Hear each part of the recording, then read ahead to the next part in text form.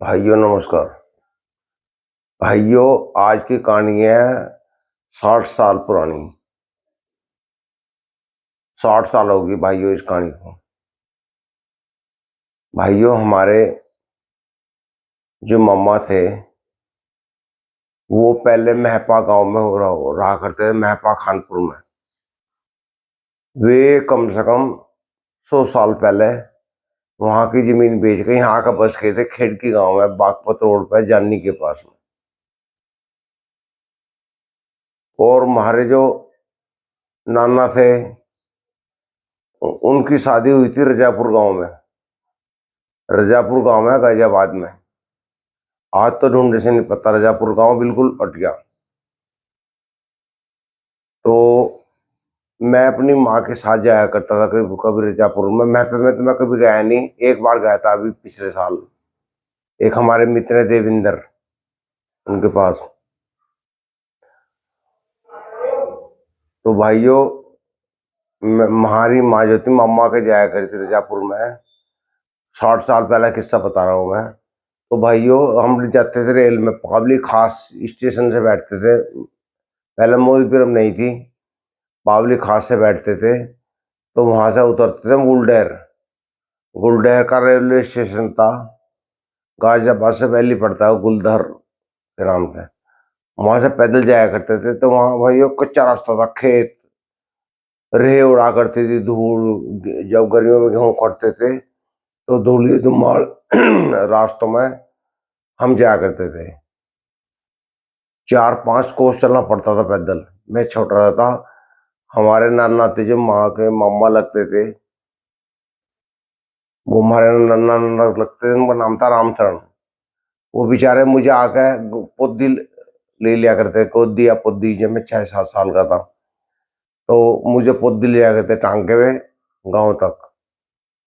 पहले सवारी तो थी नहीं ना, यहाँ बिल्कुल जंगल था, बिल्कुल आबादी। तो जब मुझे वहाँ खेती होती थी पहले पूरे गांव में। तो भाई हमारे जो माँ के जो मम्मा के लड़के थे, हमारे मामा लगे, उनका नाम, एक का नाम था दुलीचंद, एक का नाम था खचेड़ू। तो वहां जमीन मास्टर प्लान में चली गई थी। जब उस टाइम मुआवजा मिला था 1 रुपया गज। 1 रुपया गज बहुत था उस टाइम। तो भाइयों, उनके पास में एक बछड़ा था, गोरा। और तो उन्होंने डंगर बेचते थे, वो बछड़ा नहीं बेचा था भाई। वो एक गाय भी थी, उनके गाय बछड़ा थे। गाय बेचारी दूध पीते रहे, पुरानी होकर मर गई। वो बछड़ा उन्होंने पाल लिया, वो कहाँ फिरेगा, मारा मरा। वो भाई 12-14 साल जितनी उम्र थी वो रहा। उसकी नाना जो थे सेवा करते रहे, घुमाना फिराना, वहीं रेत गिरना, उसके को बैठाना, उसके नीचे झाड़ू लगानी। तो भाई जब तक वो बछड़ा रहा उसकी सेवा करते रहे बेचारे की। तो भाइयों, ऐसे उनका वो टाइम गुजरना। पहले को गाड़ी नहीं थी, बैलगाड़ी थी, या तो पैदल चला करते थे या साइकिल थी। उधर जो दूसरे मामा थे हमारे, एक तो दुलीचंद वाले दुलीचंद मामा के पास में रहते थे रामशरण। जो दूसरे मामा थे खचेड़ू, वो बैंक में नौकरी क्या करते थे, साइकिल पे जाया करते थे। रंग रंग सांवला था, सिर पे सफेद पगड़ी बांधते थे, मेरे आज भी याद है। तो भाई ये मेरे लिए बिस्कुट लाया कर, जब भी मैं जाया करता मेरे लिए बिस्कुट का पैकेट लाते थे, मेरे याद है आज भी। मुझे बड़े प्यार से बिस्कुट खवाते थे अपनी गोद में बैठा कर। तो भाई उनका लड़का का नाम था सरदार सिंह। आज सरदार सिंह भी नहीं रही है, तो समय गुजर गया बहुत। सरदार सिंह के 2 लड़के, बड़े का नाम सोनबीर, छोटे का मेरे याद नहीं रहा। सोनबीर ना मेरे नाम रहे, मेरे छोटा था वो। तो भाइयों, एक दुलीचंद मम्मा का लड़का वेदपाल, वो बेचारा गुजर गया, रोड पे नौकरी करता वो। राज मेरी जोट का था वेदपाल, मैं और सोनवीर, और भी गांव के लड़के थे। तो भाइयों, हम वहाँ सरकारी ट्यूबवेल था एक, जो आजकल वहाँ अम्बेडकर गेट बना हुआ है रोड पे, उसका आसपास था एक अम्बेडकर गेट। वो सरकारी ट्यूबवेल, वहां नहाना जाया करते, बहुत बच्चे जाया करते थे गाँव के। तो भैया वहाँ गांव में एक किसी किसान के घेर में अंगूर का पेड़ था।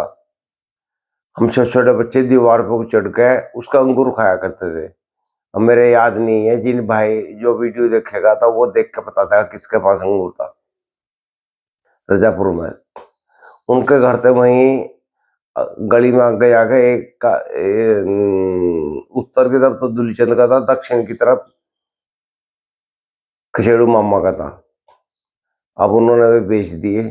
जो उनका घेर था, नया घेर बना हुआ था, बड़ा सुंदर था। उसमें एक कानिच में एक थाल करवा रहा करता था, उसमें हम पानी पिया करते थे। एक बार हम पे थाल फूट गई थी, गिर पड़ी थी वो किसी कारण से। तो मम्मा ने जब बुझ जाओ किन्ने तोड़ी हो, तो मन ने कहा था मेरा नाम ले दिया, फिर मैंने उनको बस सोमवीरा पुटी। तो कहने लगा चलो कोई बात नहीं। सब बच्चों को उन्होंने माफ कर दिया, इतना प्यार करते थे। आज बेचारे हमारे बीच में नहीं है। समय ऐसी गुजर रहा था। हमारी मम्मी थी, वे भी गुजर गई। भाई वो समय गुजरता रहा, काम चलता रहा, ऐसे चलते चलते और रजापुर गांव में बिल्कुल भी ये पता नहीं लगता कि यहाँ कभी गांव भी था। आज आप जाओगे तो वहाँ अम्बेडकर गेट के नाम से पता लगेगा कि अगर रजापुर में वहाँ बस रुकेगी या अपनी वाहन होगा। वहाँ इतनी ट्रैफिक चलता है, इतनी भाई भाई, इतनी वहाँ फैक्ट्री लग गई हैं। अम्बेडकर गेट की पहचान है गांव में अंदर एंट्री करने की। आज वहाँ बिल्कुल भी जगह नहीं है पैर रखने की, इतनी भीड़ होगी। कभी वहाँ बिल्कुल जंगल था, वहाँ कोई मकान नहीं था। ये सब 60 साल पहले लगा लो आप, कौन सी बात होगी। ये मेरे ख्याल में 65, सन 65 के आसपास की बात बता रहा हूँ मैं आपको। तो भाइयों इधर जब हमारे मामा थे खेड़की में, यहाँ का बस गए थे। यहाँ हमारे मामा का नाम था बड़े का हुक्म सिंह, बिचले का किरण सिंह, तीसरे का था जिले सिंह। उनके बड़े के लड़के थे दो, बिरम सिंह और गजेंद्र। बिरम सिंह रेलवे में नौकरी करते थे और गजेंद्र जो है वो आज भी हैं। बिरम सिंह नहीं है अभी। बीच वालों के थे महेंद्र सिंह, विजेंद्र, ओमवीर, रज्जू। तीसरे मामा के थे बिशंबर सिंह, किशनपाल, श्रीपाल और पप्पू।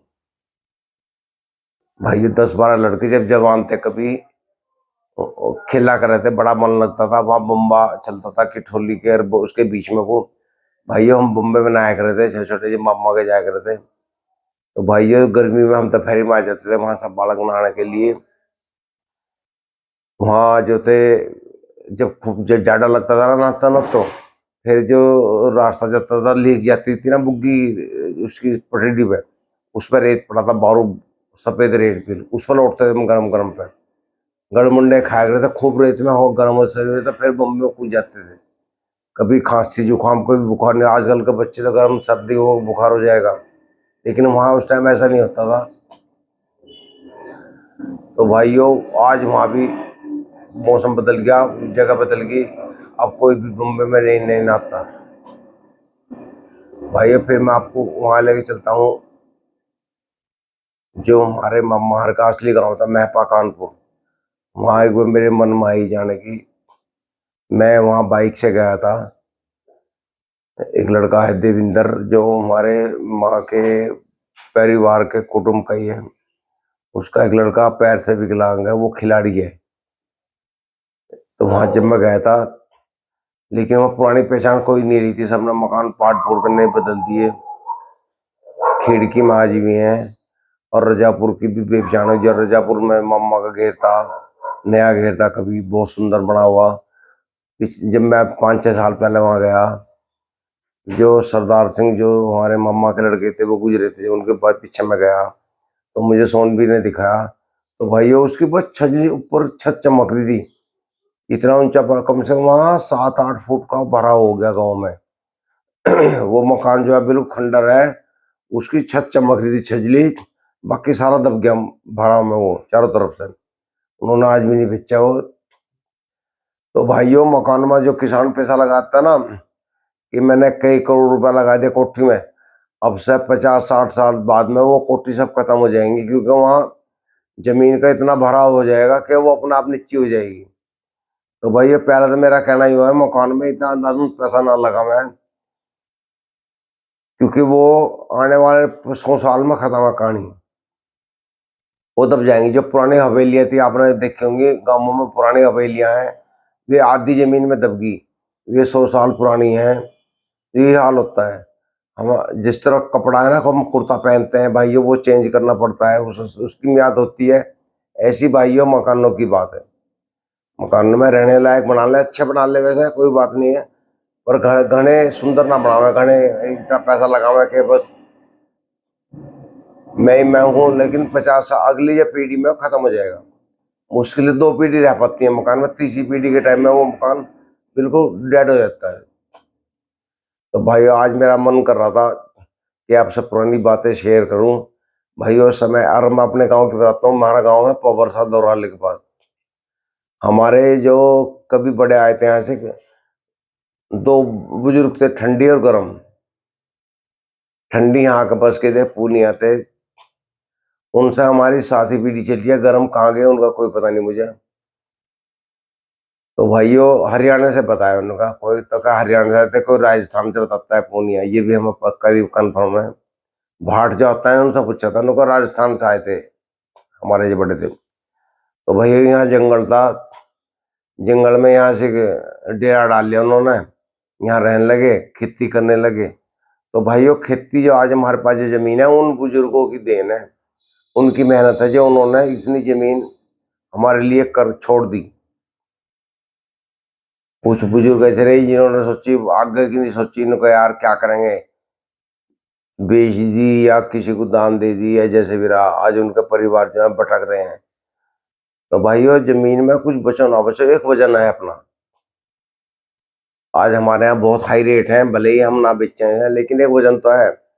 हम इस खुशी में तो जी रहे हैं भाई, हमारे पास इतनी प्रॉपर्टी है। तो भाइयों बात ऐसी है, अपनी कोई भी संपत्ति बढ़ोगी हो, उसे बिल्कुल ना बेचें। अगर आपका बजट हो जाए, कहीं मौका लग जाए, तो आप भी संपत्ति जरूर खरीद लें। कुछ ना कुछ बच्चों को लेकर के जाएं, उन्हें ये ना सोचें कि वे किराए का मकान में रहे। एक हमारे मिलने वाले थे कालिया साहब, वो हमेशा अच्छी नौकरी करते थे, उनके बेटे बेटियां वो मकान ही खरीदते थे।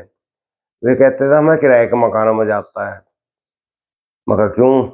उनको ना मैं पेंट कराना, ना उसकी रिपेयर करानी, जब मर्जी कोई सा मकान ले लो। वे अपना खाते थे, पीते थे, मजे लेते थे, बच्चे उनके बड़े मस्त थे, सभी पढ़ी लिखी फैमिली थी। वो हमेशा किराए का मकान लेते, 2-3 साल एक मकान में रह लिए, फिर चेंज कर दिया, दूसरे मकान से बात कर ली, फिर वहाँ शिफ्ट हो गए बने बनाए में। तो भाई अब अपनी सोच है, किसान जो है अपने मकान में रहना पसंद करता है, कुछ आदमी ऐसे हैं जो किराए का पसंद करते हैं।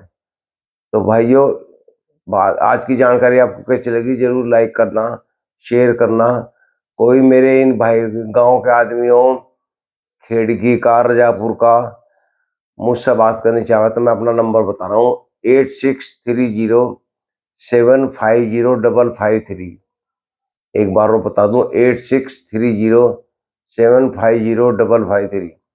इस नंबर पर मेरे से बात कर सकते हैं, जो हमारे पुराने मित्र हैं रजापुर के, खेड़की के, जो जो जहाँ के भी हैं। नमस्कार भाइयों।